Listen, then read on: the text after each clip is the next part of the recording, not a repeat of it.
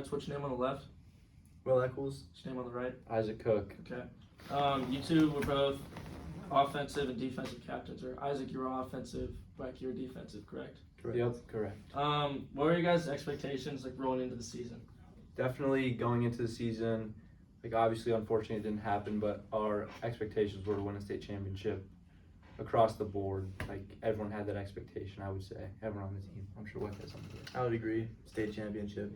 So like coming into the season when you guys were taking a look at your team, like did you see any like weak spots you need to improve, or was it kind of okay, like we got a good year? What do you think? I mean, I think you kind of overvalue your team at the beginning of the season. I think definitely like you have a ton of confidence going in, and then you kind of just see how the first game goes, and after that you kind of know. Anything like any major memories of stuff? I'd say there was a lot, and I'd say it varies.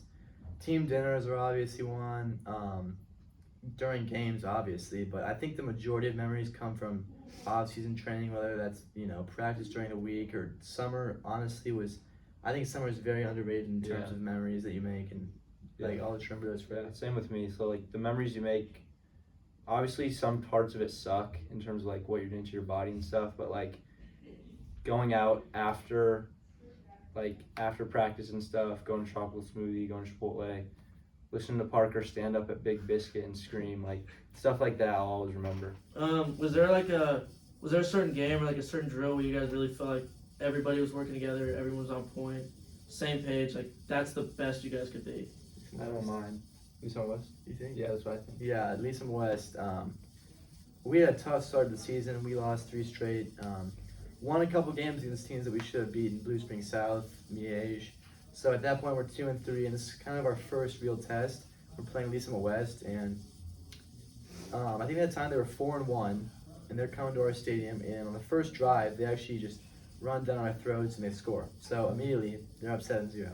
But after that, we just rallied together.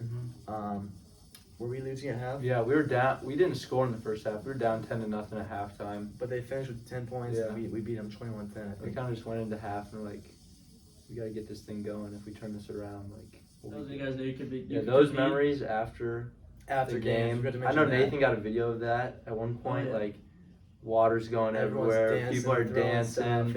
It's a ton of fun. Everybody hitting the gritty, just everybody. Exactly. Everybody having fun. Yeah. Well, it's like, why do you play football, Rockers? Like the reason why I play football is a mixture of the two. It's a fun sport to play, and the people you meet and relationships that you have are just unmatched. I think it's the people I've met and like the bonds I've formed throughout the time playing football. Just like you spend so much time together. Like Weck and I, going into our senior year and going into junior year, we lifted together every single morning, and just like if you spend time with people that much time, especially, you're gonna become closer with them. And so I definitely play for the relationships and stuff like that. There's no like rush. I can't equate something that gives you a rush as much as like preparing all year for like 12 weeks or whatever it is, and then preparing all week for one day. It's like 2 hours. Like I don't know. I just enjoy it. Just run out of the locker room. It's a ton of fun. Yeah. Oh yeah. You guys gonna miss it? A lot. Absolutely. Especially high school. High school football is like so special in my opinion. And it's just like you don't realize how quick it goes until it goes. Like and especially like I don't know. I would go out, like my brothers were both like it goes by quickly, like you don't realize you're gonna love this, but you will. And at the time you're just like, all right, yeah. But like, and you can be in a summer drill, like this sucks. But you don't really realize like how much it means to you until it's gone, and it goes by really quickly. So it's just it's tough. So, seeing some of the juniors, sophomores, and even freshmen that could have touched or had varsity play time, do you think they'll be ready by next year? Or do you think they'll need some work? They'll be ready. I trust they'll be ready. I mean, I do think they need work, but I think they'll put in the work. The sophomore class right now, going to be juniors, especially, they have a lot of potential to be good. Yeah. And there were a couple, juniors, Colton Wimhoff, Connor Sexton, just to name a few that I think could be really good, like all-state caliber players, Yeah. if they just, keep working hard. Yeah. They I gotta think just they can. own that leadership and see where it can take them. Like, they definitely have to work. Oh yeah. Everyone, but I have trust that they'll be ready. This place gets people ready to play. You think Yeah. Miles will be able to Miles step will up? be good. You just gotta get a little faster. He Mhm. knows that. Mason will be good. Speed training. Mason just needs to get bigger, and he knows that. So All he'll right, be all Dwight. right. Who's our hard hitter for next year? Connor Sexton. Oh yeah. You think and, so? And Wimhoff too. Yeah. It's I don't know who's in for the middle, but it could be Coppinger, but I feel good about the core going into. Yeah. Connor Sexton started, Wimhoff started, Donnelly started, which leaves one spot which Thomas Coppinger could fill. Like He should fill it. He's gained a little weight, but he's a good He's player. good. And I think that next year linebacker's going to be a strong spot for our defense. Who did you guys idolize? Who was your Ooh, that's a good ask. who was your idol? That's a We good were- question. There were a lot of guys. That is a really good question. Good question. When we're freshmen and sophomores, I mean, I had to my brother. Like, he's like, yeah. I mean, I don't need to. He was good. Tommy. He was an all-state linebacker. Yep. But there were other guys: Luke Bashoner, Chuck Ingram. That's mine. My older brother Jack, actually, can't forget about him. But there were just a lot of guys that you see like their preparation and how they looked at the game, how they prepared, and you just kind of take aspects of their game and apply it to your own. And that's how you form people like us. Yeah. For me, it's Luke Bashoner for sure. Played the same position as me. Yeah. He was really successful in what he did. You just kind of pick everything.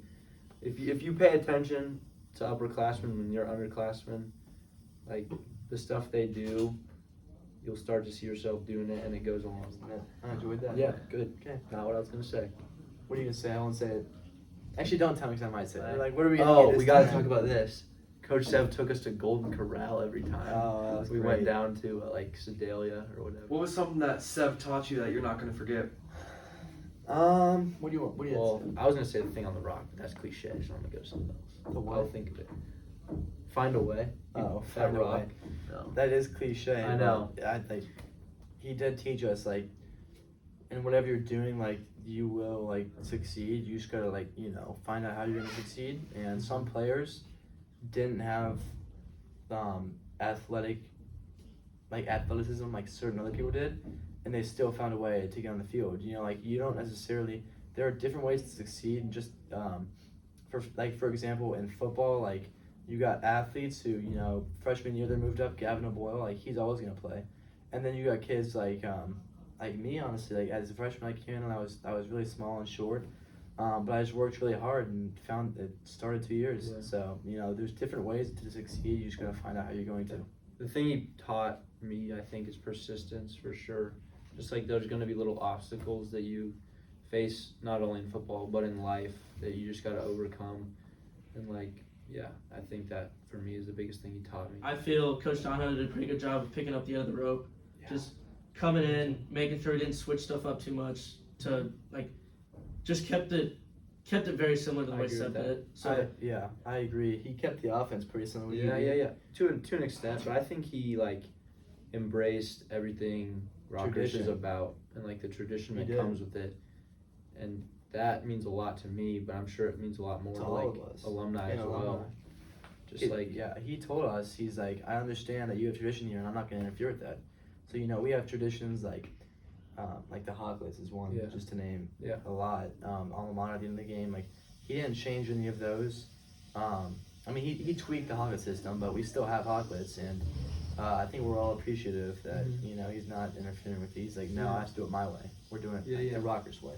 and and even when he does want things done a certain way, it's not like he's the head coach. He wants it done a certain way, and we trust in the way that he wants it done. And I'll go back to what Weck said about working with him on the offense. Working with him every day was pretty awesome. We just get to go out, have fun, and it's definitely different offense than what Sev ran, but it was just fun. when it came to game time, did he anything new in the locker room? One thing I appreciate about him was He did towards the end of the year. He kicked underclassmen out of the locker room before games because, Yep. you know, like some guys don't understand you need to be quiet before a game because people who are gonna play need to like mentally prepare. It's like it's, focus in. yeah, be it's like quiet. no other sport I've seen. Like before a game, like an hour before a game, you're just locked in. Yeah. And some sophomores who don't play don't realize that. And honestly, like as a senior class, we should have been better because when we were sophomores, you had Tim Glazer, Tucker Atwood, Yeah. my brother, like who are coming back, like shut up, like they're Yeah. like we knew, like do not mess with Yeah, these yeah, dudes. So to a certain point, it's kind of on us to make sure that they didn't get that through their head. But Mhm. I do appreciate Donahoe Yeah. kicking him out. Like Yeah. I agree with that. Like, and not everyone gets ready for games the same way. Like, Weck and I are more quiet. Like, put my earbuds in. I'm not talking to many people. Like, no one basically. Just getting right in my head. Some people like to talk before games. Mhm. So it's just like, but the whole time we've been here, the locker room's been a quiet place. Like, not quiet, silent. Like, Yeah. nobody says anything. So I did appreciate that as well. I just like it quiet. So I liked that he kicked him out, got it quiet. But I also agree with Weck. It's on us for sure. But also, I think the preparation that like he had up until the game, like I felt like we were ready to go every game to play. I'd agree. I think our game plan, every week, I felt we had a good chance to win. Yeah. I do appreciate Donahoe for just implementing like his own thing, kind of pre-game, and he talks to us before the games and all that. We still go to the chapel. That's a massive thing that he didn't take away. Tradition. And yeah, Anything that you guys would want to pass down to these rising seniors or rising juniors? Just give them a little heads up what's to come, or give them any tips for practices, leading weights, Friday nights. let's do something. I mean, I think as long as there's got to be someone or a couple people who lead the team in regards to like, you can't have guys who are not bought in. And there needs to be guys, especially people who have played, because it means more coming from people who know what it's like. They need to be on the younger guys to instruct them how to be. So my advice to the upcoming seniors would just be, like, and they know who they are, the people that should be talking. Like, they need to lead the team and make sure that everyone knows what they're doing. They all have the same goal to win state championship. And if anyone's out of line, they got to put them back in place. Yeah, I agree with that. Just like as a senior, you kind of got to rise up in everything you do, whether it's leadership or like your play, and you got to pull people up with you, especially people in your position group. You can have a massive impact on the people in your position group without even knowing it, in my opinion. I agree. You spend so much time with them. If you instill like what you feel like is right in them, then like